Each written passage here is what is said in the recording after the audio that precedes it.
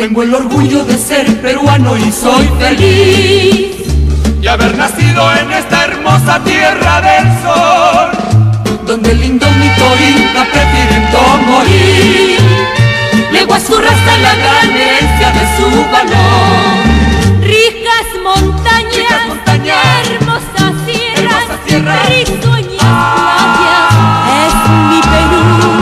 Fértiles tierras, cumbres nevadas, ríos quebradas, es mi Perú.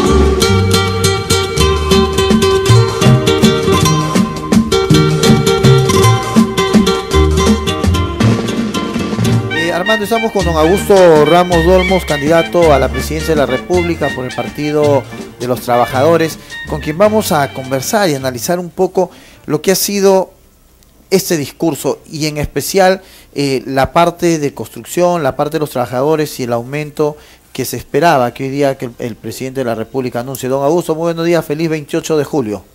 Buenos días y también feliz 28 de julio, ¿no? Un poco, en todo caso, por el sacrificio de quienes de alguna manera lograron en 1821 independizarnos del yugo español.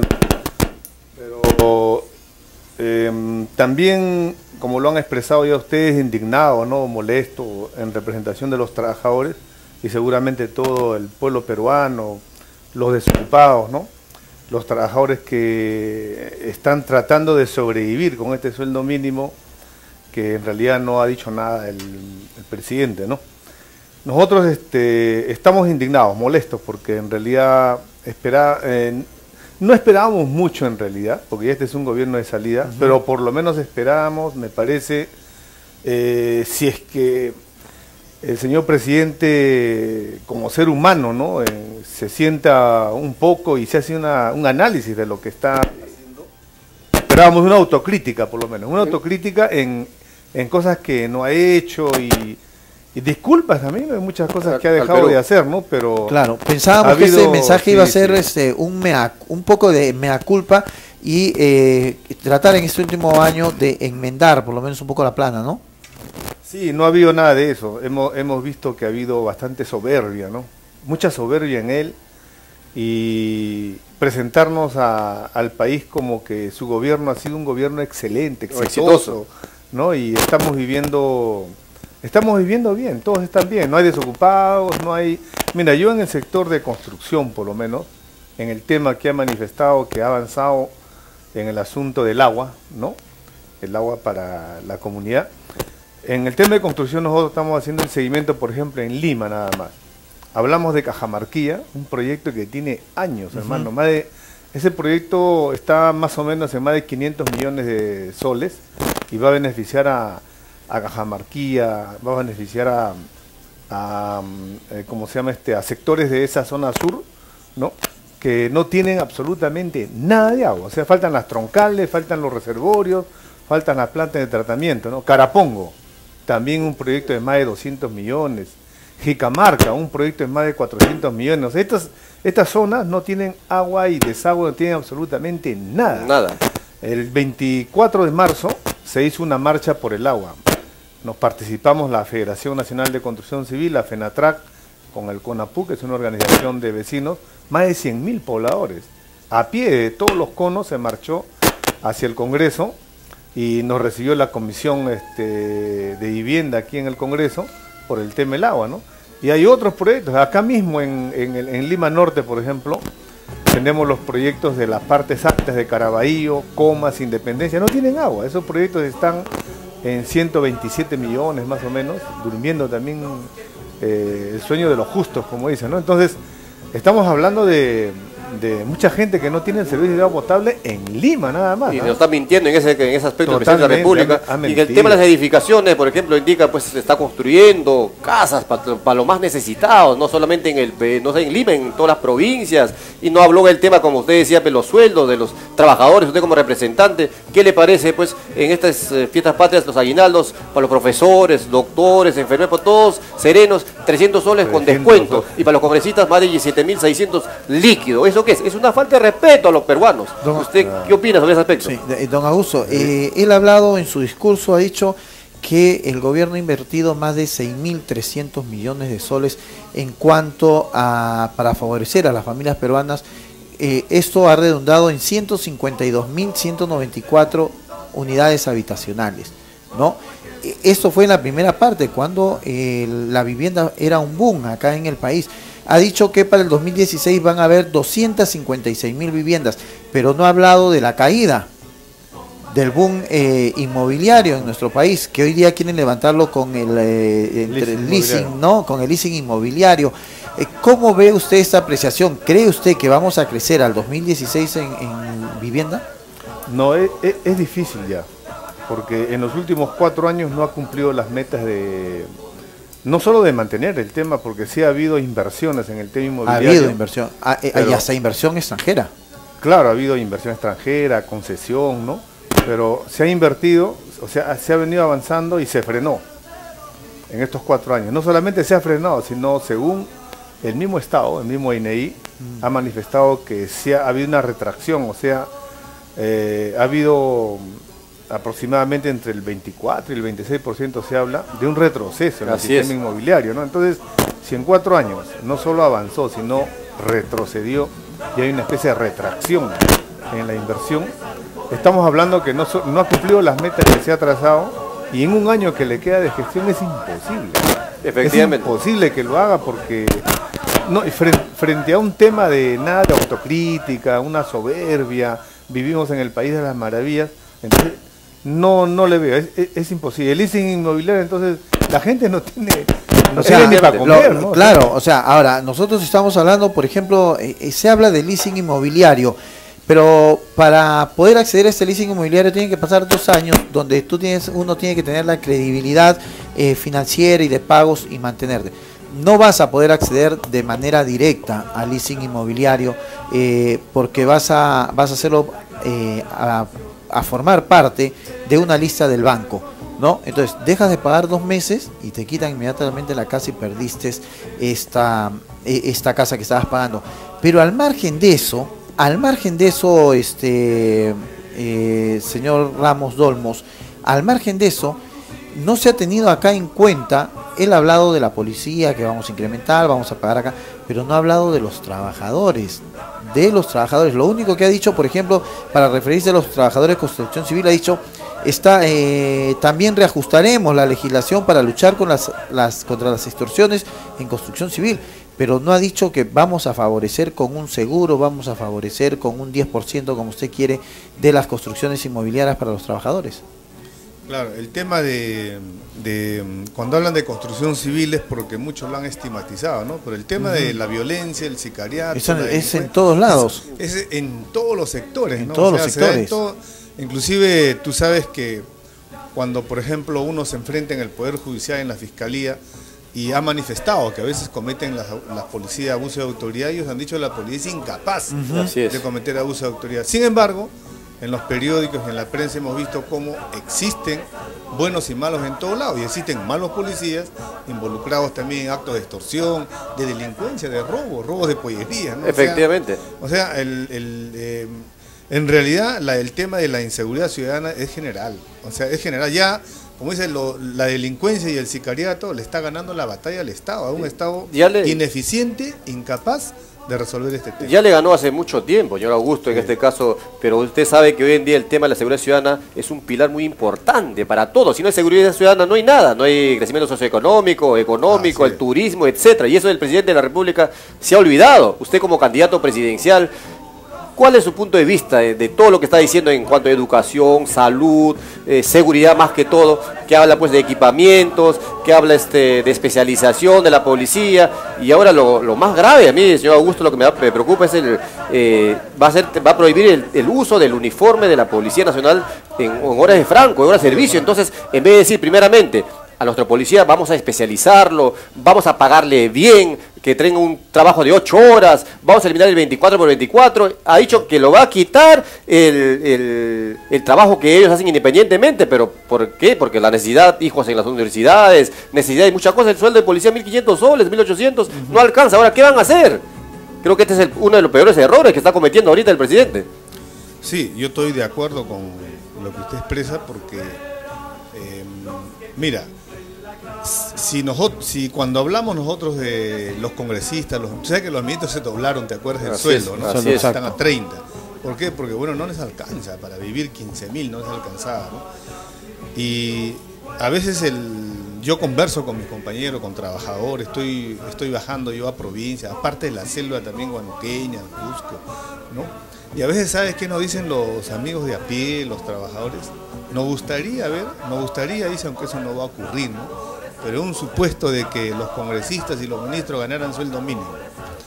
Que ganaran sueldo mínimo, a ver si van a querer ser congresistas, van a querer ser ministros, o de repente ser presidente de la República, ¿no? Porque en las campañas se gastan 20 millones de soles, 30 millones de soles, y sus sueldos por 5 años no alcanzan, no recuperan ni el 10% de esa inversión. O sea, ¿por qué? Dice, nos gustaría, dice el pueblo, dice, a ver que ganen ellos sueldo mínimo. Don Augusto, preocupante, lamentable, porque como lo habíamos dicho en un principio, usted también lo ha manifestado, un presidente soberbio, un presidente altivo. Los peruanos no queríamos ver pues un presidente tirado en el piso, pero sí una persona que hiciera un mea culpa. Ha hablado de cifras, hemos construido carpetas, hemos levantado colegios, vamos a hacer tantos hospitales, cerca de 200 hospitales a fin de año. ¿Qué es los peruanos en este discurso? Bueno, nosotros esperábamos en primer lugar, obviamente, elevar el sueldo mínimo. ¿No? Nosotros, por ejemplo, pensamos que el sueldo mínimo debería elevarse progresivamente, ¿no? Con la canasta básica, ¿no? Pero definitivamente ya no hay ninguna posibilidad de que en este gobierno se aumente el sueldo mínimo para la gente que en realidad pasa situaciones difíciles, ¿no? Y sobre el tema de los hospitales, que dicen, mira, nosotros estamos acá en el distrito de Comas. Tú vas al hospital de Coí, que es Sergio Bernales. Hermano, yo acabo de conversar con el director el día de ayer, nos hemos reunido, la federación, la comunidad, con el director, que es una excelente persona. Los hemos visto en la reunión. Sí, es una excelente persona, tiene todo el deseo de hacer algo, pero él ha sido también franco. Estoy encontrando acá todo hecho un desastre. Voy a ver qué hago, ¿no? Pero, por ejemplo, el Hospital Sergio Bernales hay un proyecto de 450 millones de soles para hacer una clínica moderna, ¿no? Está estancado, ¿no? Hay cosas que tienen que ajustar sobre el tema del personal, por ejemplo, ¿no? Eso tiene que verlo el gobierno, ¿no? O sea, está bien, empieza una nueva tecnología que va a ser el personal que estaba trabajando antes del hospital, pero el tema es que esa infraestructura viene un terremoto fuerte y se cae abajo, amigo. Como la mayoría, como el 80% de los hospitales. Ni siquiera pueden levantar arriba sobre lo que existe, porque es una construcción muy antigua, es una casona muy antigua, ¿no? Y en provincia, yo estaba en Puerto Inca, por ejemplo, por el río Pachitea, donde tengo un sindicato, y estamos organizados con los trabajadores, haciendo una obra. Ahí hay cualquier cantidad de necesidad, o sea, en realidad, no sé dónde ha construido los hospitales. Usted que recorre el Perú, y esto lo habíamos dicho al inicio, antes que entrara, él dice que se ha reducido en 1.300.000 personas han salido de la pobreza, han dejado de ser pobres. Usted que recorre el Perú profundo, como decía Belaunde, se ve en la población la disminución de la pobreza, se ve en la población por lo menos el deseo de que ya se está dejando de ser pobre. Hay mucha necesidad. Hay mucha desocupación, y el mismo Instituto Nacional de Estadística e Informática ha reconocido de que en el Perú tenemos más del 15% de desocupación, ¿no? Permanente. Entonces, si la PEA es 14 millones más o menos de peruanos, ¿no? Y peruanas, estamos hablando de más de 2 millones de peruanos que están en desocupación permanente. O sea, se levantan en la mañana y no tienen ni un centavo y ni un puesto de trabajo, ¿no? Y esa es otra mentira más, don Augusto, de este presidente de la República. Ha mentido en eso y ha mentido prácticamente en casi todo su discurso. Nos ha querido vender, como dice, gatos por liebre, ¿no? O sea, pero se enfrenta a la realidad, ¿no? Así como el amigo de Pucallpa, seguramente de repente, ¿sabe qué puede venir? Puede venir una gran manifestación del pueblo para rechazar este discurso, porque es mentira, es falso. Mira, en el tema, a veces ellos son insensibles, ¿sabe por qué, amigo? En mi percepción, los políticos tradicionales mayormente están queriendo llegar al poder no para escuchar al pueblo, dialogar con el pueblo o buscar el desarrollo del pueblo, sino para entrar en los grandes negocios y en las grandes coimas del 10% de comisión y después pasar su tiempo. ¿Qué hacen con esos millones de dólares de comisiones que tienen en los proyectos, no? dónde lo van a colocar, dónde lo van a guardar, ¿no? Para que no estén cayendo como el caso de Toledo de repente. Pero no existe personas que lleguen al poder para servir al pueblo. Por ejemplo, nosotros tenemos un proyecto de ley, el 2600-2013, del 10% de las utilidades, ¿no? Si fuera un gobierno sensible, porque hemos hecho eventos en el Congreso, con los congresistas, con las comisiones, hemos hecho una marcha de 10.000 trabajadores pacífica, con permiso, diciéndole, señor, este 10% de las utilidades en las horas de construcción le corresponde al obrero. ¿Qué significa? Inclusive, estamos hablando de más o menos más de 500.000 trabajadores de construcción civil a nivel nacional. Y el 10% de utilidades significa un promedio de 10.000 soles anual en el bolsillo del trabajador. Entonces estamos hablando de 4.500 millones de soles que no le vamos a, o sea, no le estamos empobreciendo al empresario, porque el empresario de su utilidad, el 10% va a otorgar a los trabajadores. Pero ¿sabe para qué sirve? Según lo que nosotros también hemos hablado con economistas que conocen el tema, esos 4.500 millones de soles que van al bolsillo del trabajador, el trabajador no lo va a guardar eternamente. O sea, sirve para el movimiento interno del mercado. Así es. Porque él va a comprar más ropa para sus hijos, va a construir su casa. Más educación para y sus hijos. Se mueve el mercado interno y podíamos haber elevado de 3.3, creo que estaríamos de repente en un puntito, ¿no? Pero es insensible, ni siquiera lo analizan, nada, ¿no? Además es discriminatorio ese decreto legislativo 892, porque uno que no considera al gran sector de construcción civil de miles de millones de soles que se construyen las utilidades, sino que a algunos le da 10, a otros le da 8 y a otros 5% y a construcción civil 0, ¿no? 0. O sea, yo pienso que si el capital y el trabajo generan riqueza y el trabajador también participa en la generación de la riqueza, ni siquiera le estamos pidiendo mucho, 10% de la ganancia. Mínimo. Pero también otra mentira más, don Augusto, por ejemplo, otra mentira del tema del gas, eso sí es una burla para todos los peruanos. Terrible. Que nos dice que va a llegar el viaducto para todos los peruanos, para los más pobres, que el gas barato, y sigue con el más barato, nos engañó indicando el gas 12 soles, hoy en día el gas cuesta 40, 50 soles, una burla más para todos los peruanos en este mensaje. Sí, terrible, yo no sé qué es lo que, mira, si en nosotros genera en ustedes una indignación terrible, en mí también una indignación terrible, ¿no? Porque en realidad esperamos algo de autocrítica, algo de humildad, ¿no? Porque él ya se va ya. Pero esto ha generado, en lugar de tranquilidad en la comunidad, en la población, tensión, ¿no? O sea, molestia. La gente, no sé, si toma, va a tomar de cólera, porque no creo que tome de alegría, ¿no? Ahora, como dice, no sabemos cuál es el país que él ha hablado en su más de Disneylandia. Hora y 20 minutos, creo. De Disneylandia, ahora 15 minutos. O sea, ¿dónde está? Este hablado del país de la Porque aquí no está. Ahora, la gente pensaba que en este, así como todos los peruanos, pensábamos que él iba a atacar el tema de la inseguridad ciudadana, pero lo ha pasado, o sea, someramente. Ha hablado, por ejemplo, de fortalecer a la policía, del plan 2013-2018, de que se invirtió 1.951 millones en inversiones en la policía, no sé en qué, ¿no? 3.621 motocicletas, 20.000 equipos de antimotines, o sea, está bien que haya implementado, pero cuando vemos le dan unos escudos que le meten una pedrada y se parten en dos, ¿no? Eso al margen, pero nosotros pensábamos que él iba a presentar un plan estratégico de seguridad ciudadana, un plan estratégico para dejar de tener esta delincuencia que está atacando hoy día a nuestro país. O sea, yo no sé cuánto le interesará al presidente de la República ver en la televisión a una madre que va a recoger a su hijo tirado en una pista porque lo han matado por robarle un par de zapatillas. O le cayó de casualidad una bala. O le cayó una bala de casualidad. Sí. O sea, parece que a él no le interesara esto, porque como él vive pues protegido en Palacio de Gobierno, tiene su seguridad, pareciera que a él no le interesa y que nunca le va a poder de repente ocurrir, ojalá Dios no quiera, estos casos.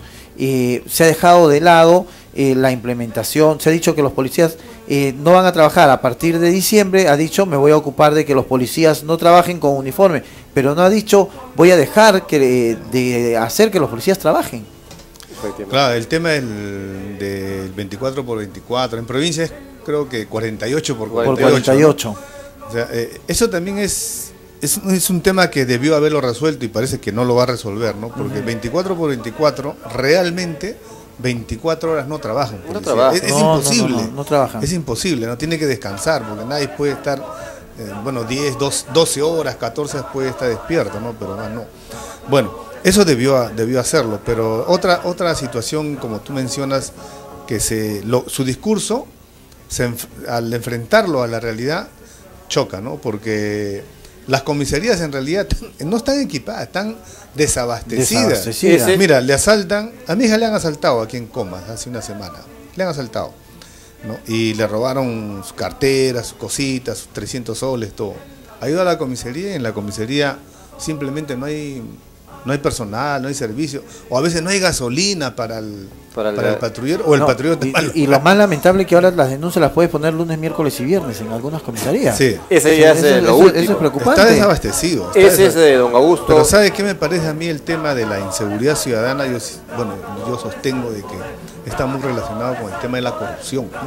O sea, ¿cómo es posible que encuentren, cuando encuentran a un inocente, o de repente nosotros no estamos de acuerdo con la delincuencia ya, pero un chico de repente decepcionado, desesperado, no sé, ¿no? Que no estamos de acuerdo que nadie robe, pero vamos a decir, roba una cartera, como en el caso de mi hija que le robaron una cartera, ¿no?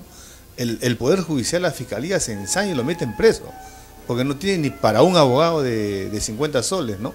Pero nosotros vemos que hay bandas que caen, hermano, con armas largas, con granada, con todo, y a los 3, 4 días lo está viendo libre. Pero ahora, ¿no? Acá también... O sea, ¿qué ha ocurrido ahí, no? Acá también hay un punto que yo no sé si engañan a la población, nos quieren engañar, porque sale el ministro y dice, hoy día hemos chapado 26 bandas. Sale el día siguiente y dice, hoy día hemos chapado 16 bandas. Sale al otro día y dice, hemos chapado 35 bandas. O sea, estamos en un país de bandas. Sí, pues. Nada más, ni siquiera hay tantas bandas de rock en el mundo como las que tenemos nosotros de delincuentes en nuestro país.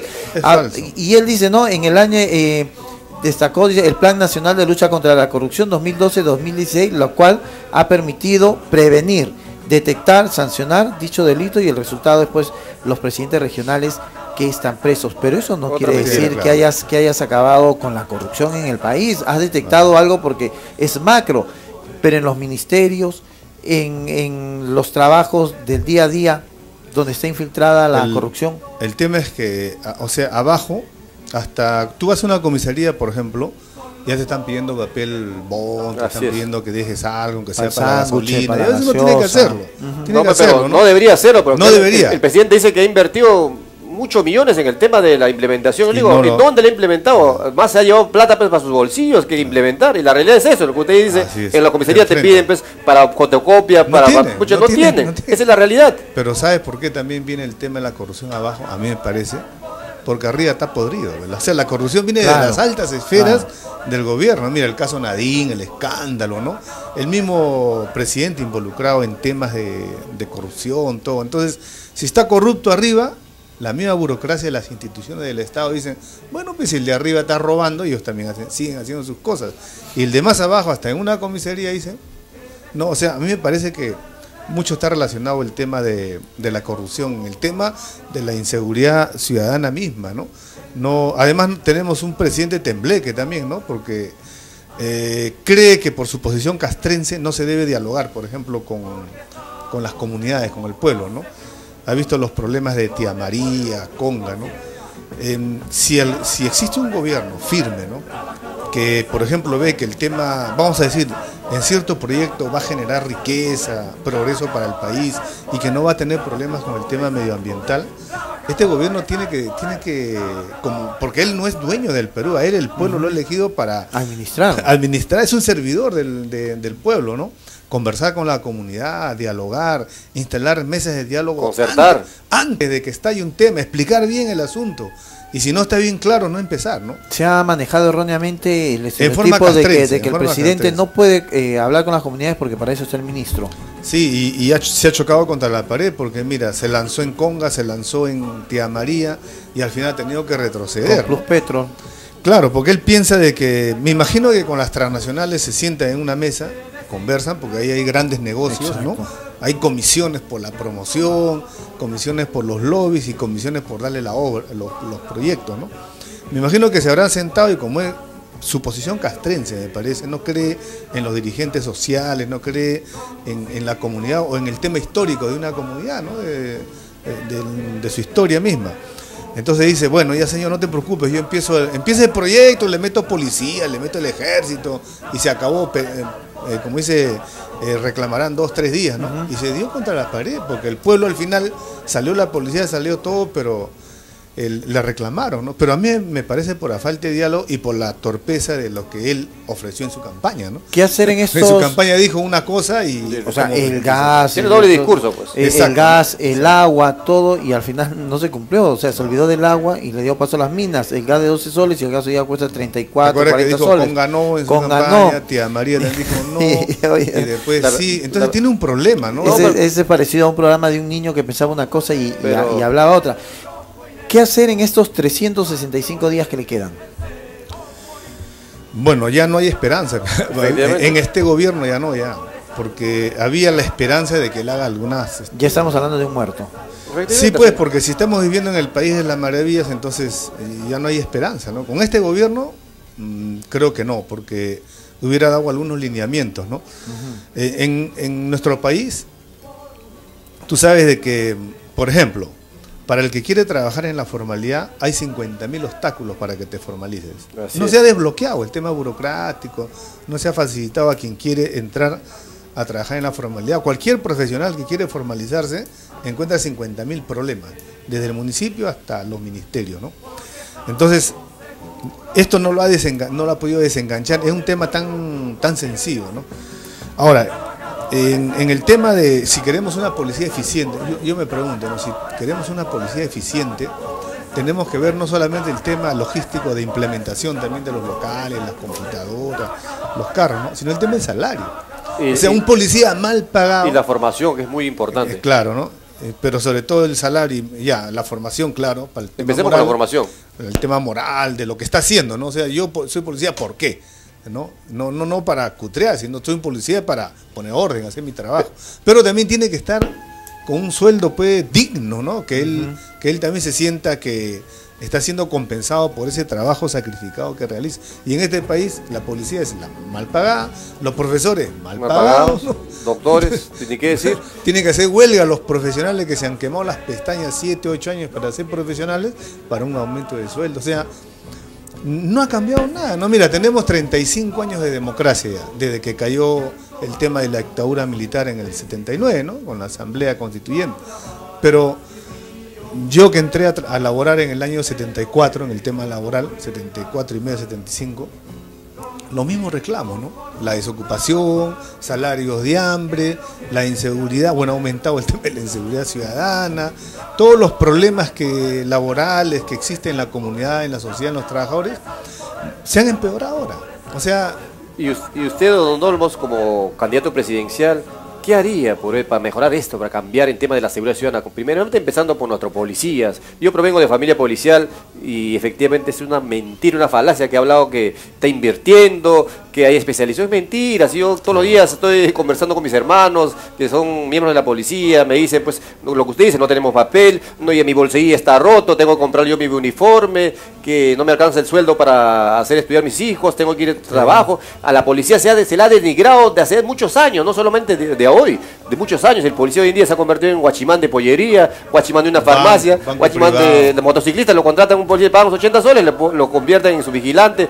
Falta de respeto a nuestra Policía Nacional de Perú. Hoy en día el policía de Bolivia gana el doble que la policía de Perú, chilena, ecuatoriana. Entonces tenemos que mejorar primero la institución, creo que para hacer una reforma. ¿Usted cuál es su opinión? Sí, mira, nosotros, tú sabes, venimos impulsando el tema del Partido de los Trabajadores, el cual soy fundador y cofundador, el doctor Reinaldo López, ¿no? O sea, estamos lanzando una propuesta porque de alguna manera los peruanos tenemos que hacer algo, ¿no? Así es. Obviamente en este tema y en muchos temas que aquejan a la comunidad, ¿no? O sea, ya lanzamos el Partido de los Trabajadores, ¿no? Ya estamos en 250.000 firmas, pensamos llegar al 1.000.000 de firmas, estamos avanzando, ¿no? Porque en este país, si es que solamente también nos pasamos denunciando nada más o quejando y no hacemos algo en política, porque si no llegas al gobierno o al poder, como se dice, lo demás es complicado, no vamos a seguir haciendo marchas de repente, o yo haciendo lo mismo como trabajador o sindicalista, ¿no? Entonces dijimos, vamos a formar, no es que seamos también los iluminados, pero queremos hacer algo por nuestra patria, ¿no? Primero en el tema policial, como vivimos el día a día y somos de abajo, como dice, del día a día, de la chamba, nosotros pensamos que el presidente de la República no debe ser alguien que es elegido y se siente en el trono de, entre comillas, ¿no? Zeus en el Olimpo, ¿no? Mirando y esperando como un dios, alejado de su pueblo, ¿no? Pienso que el presidente está bien, le empoderan, pero debe estar en constante comunicación con las instituciones, con el pueblo, latear, como se dice, caminar. Así es. Como lo hace en campaña, tiene que seguir bajando, él viendo cómo están por ejemplo, sus comisarías, ¿no? Cómo están las comunidades, cómo están los proyectos, ¿no? Tomando todas las medidas de precaución, pero tiene que estar, nosotros proponemos eso, ¿no? Un presidente que tiene que estar en constante comunicación con su pueblo, con la comunidad, con las instituciones. En el tema policial, nosotros proponemos de que se debe sincerizar los sueldos, o sea, debemos darle sueldos a los policías dignos, sueldos dignos, ¿no?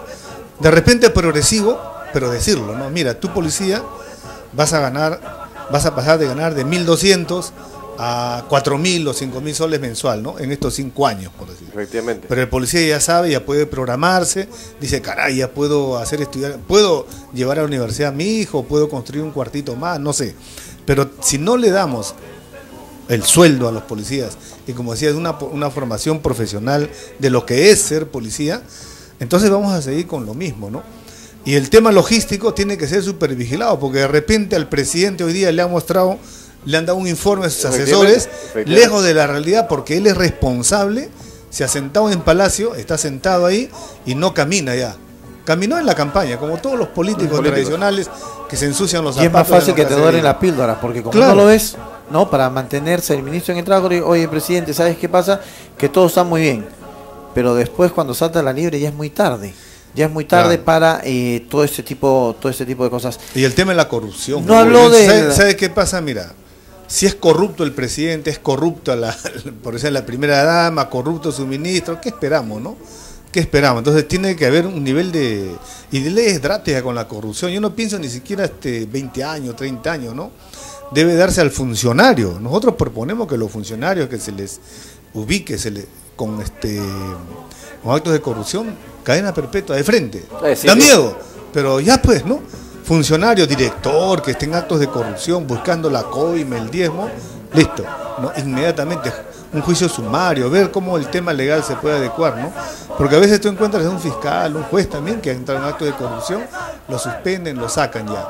Hasta un policía o un coronel de repente lo detectas en actos de corrupción también, bueno, ya los separas y los sacas, ¿no? Pero realmente ingresa. O sea, claro, entonces, lo más chistoso es que ha dicho que ha endurecido las penas para los sicarios 25 años.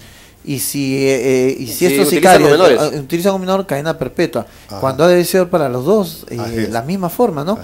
Don Augusto, el tiempo de la televisión es tirano. Sabemos que usted también tiene un programa familiar que cumplir. Le agradecemos su presencia por haber estado con nosotros. A todos los trabajadores del Perú, mediante usted, le hacemos sencillo nuestro saludo de 28 de julio. Esperamos, como dijo, y hoy día escuchaba en el Te Deum al cardenal, decía, queremos una patria grande, pero esta patria grande no puede darse si no hay igualdad con los trabajadores. No podemos decir el trabajador de construcción civil y el empleado. Tenemos que ser todos por iguales, ¿no? Esperamos que esa patria se pueda dar muy pronto. Muchísimas gracias. Sí, gracias y feliz 28 también a ustedes, feliz 28 a todos los peruanos y peruanas, y seguiremos luchando pues contra la corrupción, contra la inseguridad ciudadana, por una patria distinta, ¿no?